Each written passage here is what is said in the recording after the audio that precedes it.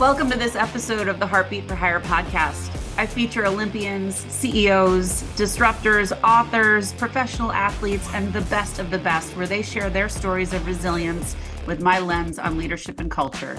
Let's get started. Greetings and welcome to this episode of Heartbeat for Hire. I'm thrilled to bring you one of my favorite culture crusaders today, Tony Martignetti.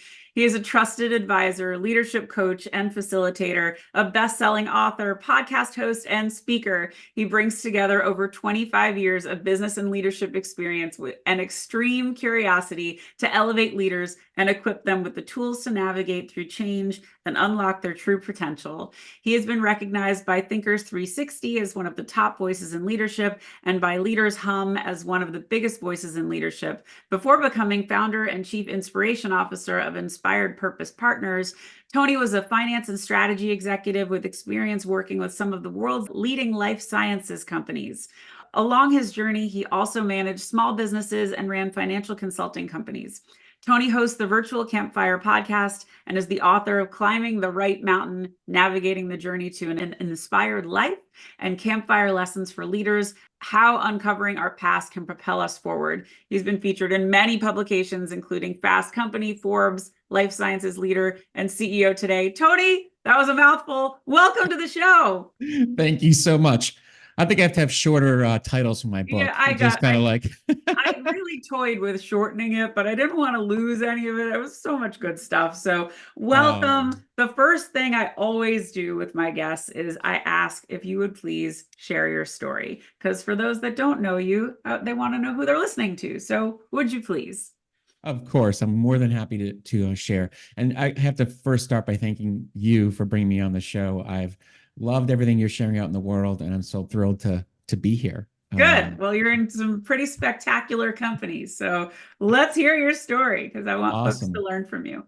So I like to start my story with very early in my career, very early in my life, and I'll fast forward as we move along. So when I was a child, I was an artist. I was known for painting and drawing and doing all these really creative things. And I wasn't typically, known for stick figures and doing like people. I was more about creating environments and rooms, worlds that had an emotional sense to them, ways that people would feel when they stepped into these environments.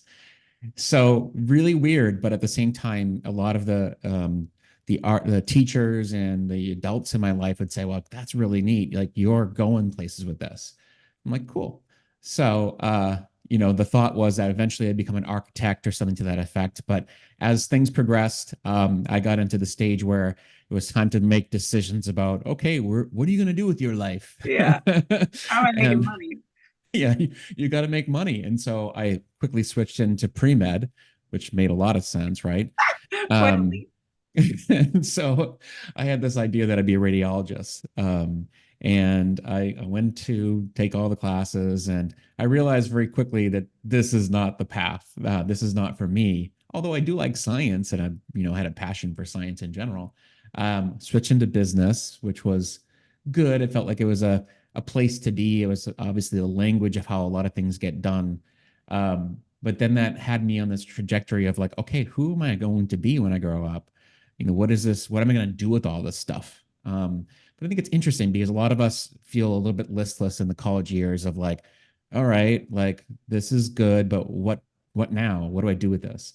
I ended up landing in a couple different industries, but mostly working in finance, and ended up working in biotech for many years. So I had the chance to really bring two worlds together. Working in the science field, working in biotech was fantastic because I get to speak to a lot of scientists and leaders who are in that space, but also, speaking the language of business. Yeah. So it was fantastic.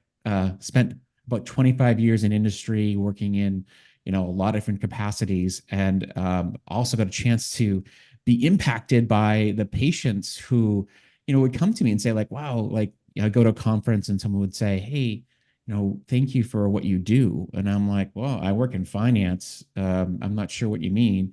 And I started to feel like this connection to, well, I do make an impact. Everything we do makes an impact. Yeah. So keep Um, going, keep going. I want to come yeah, back to that. Keep going. it's all good. Yeah, and I'll try to go. I don't want to give you all the long version, but Yeah. I start to go in the long version. It was a great journey. A lot of great things that have happened along the way, but eventually I found this point where I was burning myself out to be this person who was all on top of the numbers, who was the numbers person. And people used to say to me, like, oh, there's something about you that's not typical. You're not the numbers person. You're a people's person. You know people, you understand their journeys, and you have a lot of empathy for people, and you connect well with people. Yeah. And I'm like, okay, that's great, but this is what I do, and this is what I get paid for.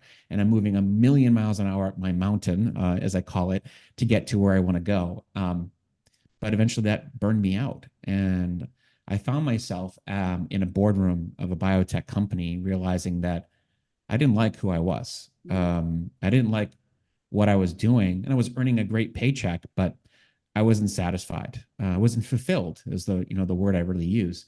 So I decided, as I was sitting in there, like listening to some of the other executives in the room drone on about like who's right and who's wrong. It was more of self-preservation than anything else. I said, this is not it. This is not what I'm meant for. So I decided to get up and walk out. And I said to myself that I am going to leave this room and I'm going to change this room in some way. I don't know how, but I'm going to figure out a way to make this room more inspiring. Mm-hmm. I'm going to change the emotional tone of this room, kind of harkening back to my childhood of being the artist who creates and paints the room in a different way, creates an environment that shapes the way we connect. Yeah. So I left, and that began the journey of, figuring out what the heck am I going to do Right. now. so yeah, Well, I'll I can pause there. totally relate to leaving the corporate life, leaving the party paycheck, and having Mm. that oh crap moment of like, how am I going to make this work and what am I going to do with my life? So I can relate to that. But the one thread that I heard through everything you said was you're a person that is defined by purpose. And that is something I know we both talk a lot about. And when you have purpose, your work is so much more fulfilling.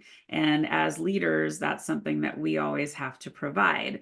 So take us along the journey. So you left corporate, you had your oh shit moment, and you did what? Yeah, the first thing I did is I panicked, and after the oh shit moment, I actually went into panic mode of okay, Yeah. so now what? I started to think, well, how can I pivot? How can I create something out of this that is more aligned with who I am? And you talk about purpose, but I think there's something even behind purpose, which is what inspires me, what lights me up, what Yeah. makes me come alive. Yeah. And I think that's where when people think purpose, it's really big, Mhm. but I think we have to think about what are the clues that are behind purpose that are leading me in that direction. And so I started to look at, well, I've always been inclined to think, okay, I love leadership theory. I love the way I love deep conversations, Mhm. and I love exploring what's real for people. And so coaching became a vehicle for me to do that. At first, it was business coaching. And then I realized it's not business coaching for me. It was really about the individual Yeah. and creating that leadership journey of seeing them holistically. And so, there were a lot of fits and starts and getting to know myself better. And as I often say in it's my tagline of sorts, is that inspiration through honest conversations. I had to get to an honest conversation with myself of who am I? Yeah. What do I want to experience in life? And how do I want others to experience life? Yeah. And that's what really got me to reveal more of what it is that I do for others. And really, that was the start of my journey into becoming a coach, a leadership development professional, and so on and so forth, including writing books, which I think are a great way for people to experience deeply your thought process and thinking about what's important to you. Well, and I think the book gives you an added, not just credibility, but an added extension of when you do speaking engagements. That is a Mm. way for people to develop some permanence with the thoughts that you shared. Yeah. And the only regret that I have, I love speaking. That's my favorite thing to Mm. do. But when you leave the room, things stay for a few minutes, maybe a few hours, and then it kind of poof into the ether. And then it's like, oh yeah, I remember that was such a fun thing. They might not remember the content, but they remember how they felt in that Mhm. moment. And I think the books are a really great way to preserve some of those words and the intent of what you were trying to do. But I Mhm. really do, I love that you're being so vulnerable and that you're sharing your journey, because I think a lot of people don't feel like they have the luxury of discovering, what makes my heart flutter, what makes me get out of bed in the morning. I mean, they're like content with, I'm making a good living. I like what I'm doing. I don't love it, but I like it. And there's nothing wrong with that. There are people that are driven to a higher purpose. And you just shared so many journeys down different paths to try on different shoes to see, is this where I belong? And you found your space, obviously, because you're doing incredible things now. Thank you. So you've done how many TED Talks now? Done one TED Talk, but my second talk is coming out next year. So, oh, it's coming together next year. Um, Congratulations. Thank you. And tell us about the Climb Your Mountain book. What is it about? Yes. What do you cover in it? Why is it called that? Yeah. So Climbing the Right Mountain was a book that really, for me, was about my journey, but also about the people who I was talking to often. They often would say, like, there's something missing in my life. Like, I spent all this time, doing all the things that everyone said I should want, getting to be the CEO or being the CFO or the C-suite. And I feel so burnt out. And I look around and I'm like, I'm not satisfied. Yeah. Where's the sense of fulfillment that I thought I wanted?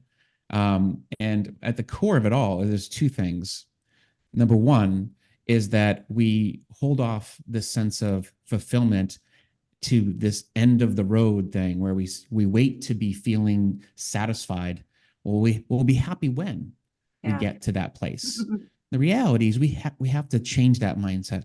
Fulfillment is a mindset you come from, not a place to go to, and therefore we have to change that mindset.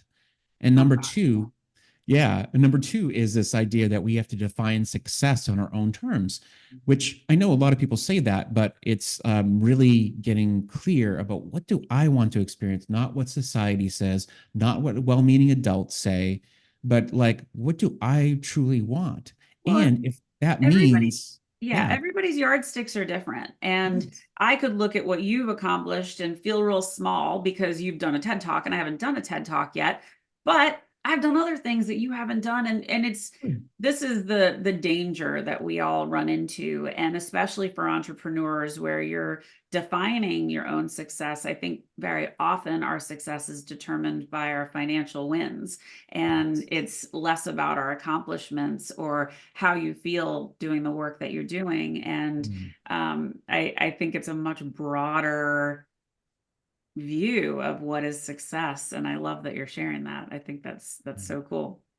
Well, there's two things that come to mind around that. And number one is like, what are the metrics you're using? So maybe I'll tap into my finance Yeah, days a right. little bit here and say, like, we have to think about what are the metrics of success that we're using to measure ourselves.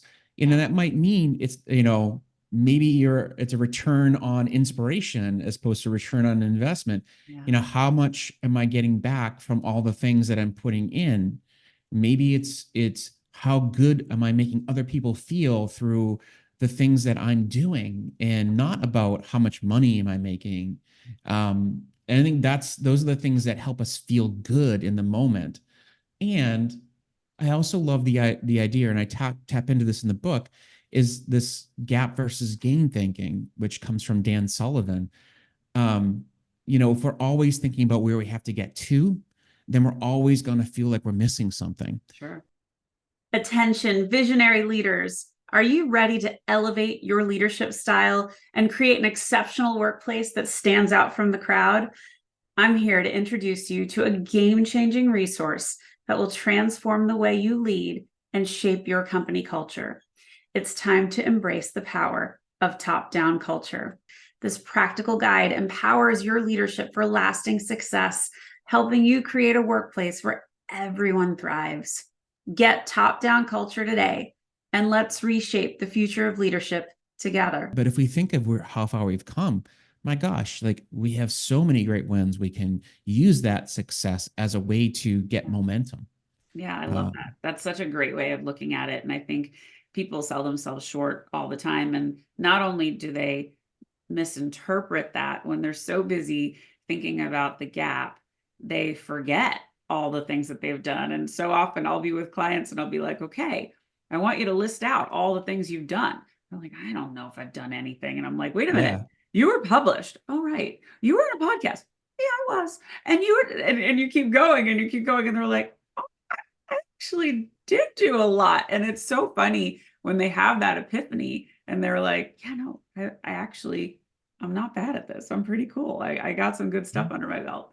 I love when people can see that in themselves and recognize that their success isn't defined by somebody else. So that's 100%. I great. couldn't agree more. So I could not have you on the show if we didn't talk about leadership. So let's Yes. talk about some of the best things you see in leadership today, in modern leadership, and some of the worst. Yeah. Well, I see a lot more that people are tapping into this connection of like being more vulnerable in the workplace. And I think it's not the thing where, you know, people before you would say, okay, well, I gotta put on this suit of armor and walk around like this infallible being. People are starting to embrace the idea that they're humans. Sorry, my Yeah. mic here. Um, that they're humans and that they can show that they've got other parts of themselves besides being the strong leader. And I think that is something I've seen a lot. Yeah. And not every industry is embracing that, but I think there's a lot of industries that have, and we still have a lot of work to do. But that's a great start. I agree. I think However, the yeah, vulnerability piece, it's the coming from sales, that is not a comfortable thing for leaders, especially men. And in tech where I came from, it's highly male dominated. It's changing, but I grew up being the only woman on many, many teams, and it would be very unusual to find a man say, I was sucked at this, or I was really uncomfortable in this situation, or I made the biggest mistake. And, mhm, I always love to help leaders make that first leap of, this doesn't mean your credibility drops. It means that you've demonstrated growth. It means you came out of something hard. And that reframe helps people understand how vulnerability can be an asset instead of mm, like, yeah, you're showing your warts, because that's not really what it is. But what's mm. the worst thing you're seeing that leaders are doing right now? Well, before I answer that, I just want to Yeah. add one other point to the Yeah. last thing, which is to say, I look at it as called like, I call it the humility advantage, where you take this sense of like, because vulnerability can feel so Naked. vulnerable, Yeah. naked. And Yeah. so I think it's key to like think of it as the advantage of having humility is that it's seeing that I don't have all the answers, Yeah. seeing that I don't have always the clear path forward and I'm going to make mistakes, but I have the courage to step forward. Yeah. Love Yeah. that. Love that. Um, so back to the biggest mistakes Yeah. um, is not communicating enough, Yeah. is feeling like you've done the communication or you've said the things that you think need to be said, but then not checking in for understanding. I know this was in Stephen Covey's Yeah. Seek to the five understand. habits of Yeah. highly effective leaders, but yet we still make this mistake. Yeah. Communication is something we have to do over and over and over again, and we have to continue to refine that craft. Yeah. In fact, I just had this conversation the other day with someone I was talking to, is talking about how influence comes from connection and evolution. We have to connect deeply with people as leaders. We also have to know that we're always evolving and they're evolving.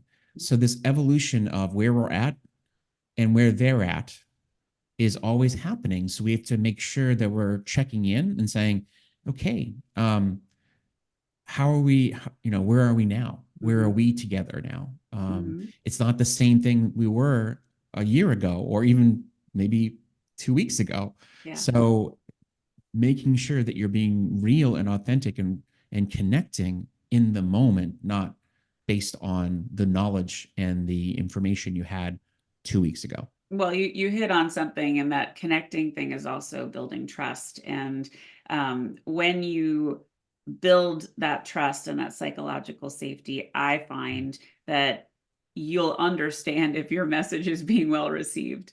And Mm, if there is no trust, and I've seen this 1,000 times, a leader will give a directive, give a message, give some kind of intel, information, whatever, and it's silence. And it doesn't mean that they heard you.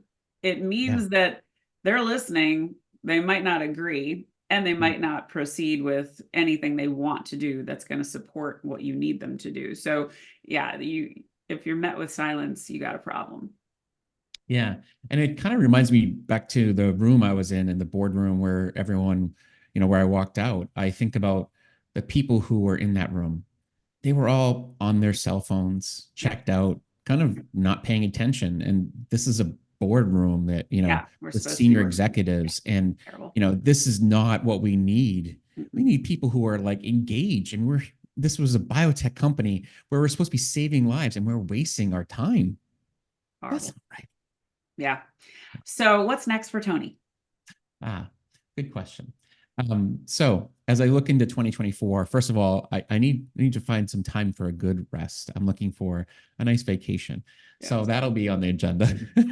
But I Hopefully, when also this airs, you will be well rested. So, exactly. But I would say the biggest thing for me is as my next book, well, my book that I just launched, Campfire Lessons for Leaders, I'm actually putting some workshops in place that really connect with this message of, I call them campfires of connection, and mm, how it's not just about connecting with yourself and your narrative, it's about connecting with others. And so I'm really making sure that people see that it's not when I know myself, I can get to know others. And mm, so I'm rolling out a lot of these interesting workshops inside of organizations and inside of different alliance partners and such that will be powerful to get people together more and talking more about who they are and why they do what they do. I love it. That's Mm. great. And what inspires you? Well, I would say that it's people who are doing big things in the world. And when people share real stories about what's going on with them, then I'm inspired because it gets me a sense of like I'm talking to somebody who's willing to be vulnerable, Mhm. to be real with me. And that gets me energized. So when I'm energized, that's inspiration. Yeah, I agree. And what would you like your legacy to be? Um, It's a great question. And it's one I've been really revisiting lately because I've been thinking about what is it that I do for people? I want people who I've been in touch with to feel as though their world has been expanded, that they've had an expansion of how they look at themselves, and that has created an impact in their world based on our conversations. Love it. I love it. Mm. Tony, you have been a total joy. Thank you for being on the show. Thank you for sharing all of your heart and your wisdom with all of us. Everyone, if you like this episode and you think Tony's pretty great like I do, please subscribe to the YouTube channel. Feel free to leave a 5-star review or a rating on Spotify or Apple or any of the audio platforms.